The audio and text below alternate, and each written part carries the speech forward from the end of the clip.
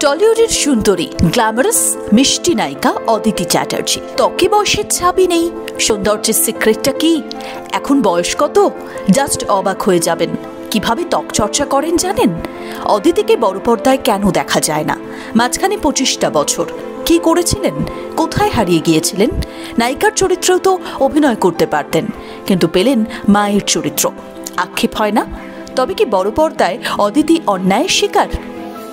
এক আকাশের নিচের নন্দিনীর কথা বললেই চোখের সামনে ভেসে ওঠে সুন্দর প্রতিমা মুখ। এমন সুন্দরী অভিনেত্রী টলিপাড়ায় বিরল। প্রায় 23-24 বছর আগের কথা। বাংলা টেলি দর্শকরা রাত 8টা বাজলে হাঁ হয়ে দেখত। পর্দায় অদিতির অভিনয় অনবদ্য। সব ঘরে ঘরেই সুপারহিট শাশ্বত অদিতি চ্যাটার্জির জুটি।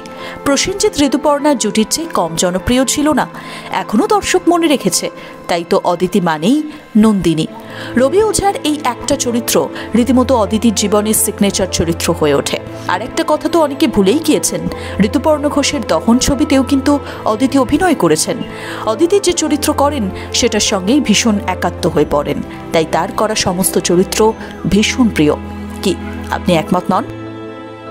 কিন্তু দেখুন, সেই 23-24 বছর আগে যে অদিতিকে আমরা দেখেছিলাম, এখনও অদিতির লুক ততটাই সুন্দর। উজ্জ্বল নন্দিনীকে দেখে এখনও নাকি ছেলেরা নাকি প্রেমে পড়ে।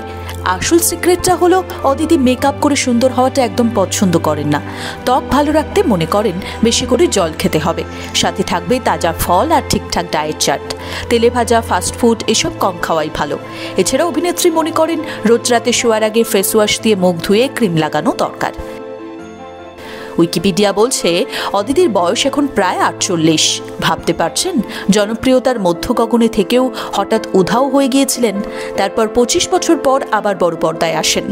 এখন তাকে দেখা যাচ্ছে কোন গোপনে মন ভেসেছে ধারাবাহিকের অনিকেতের মায়ের চরিত্রে। এছাড়াও 2 শালিক ধারাবাহিকেও তিনি মায়ের চরিত্রে রয়েছেন।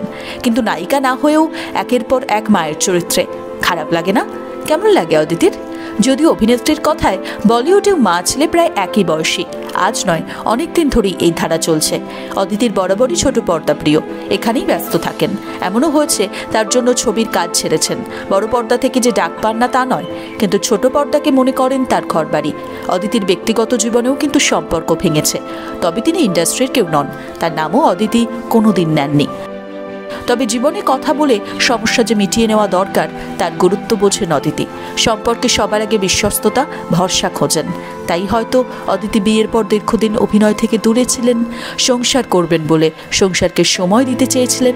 আর যখন যা ঘটেছে মেনে নিয়েছেন। মনে করেন একেই বলে হয়তো নিয়তি।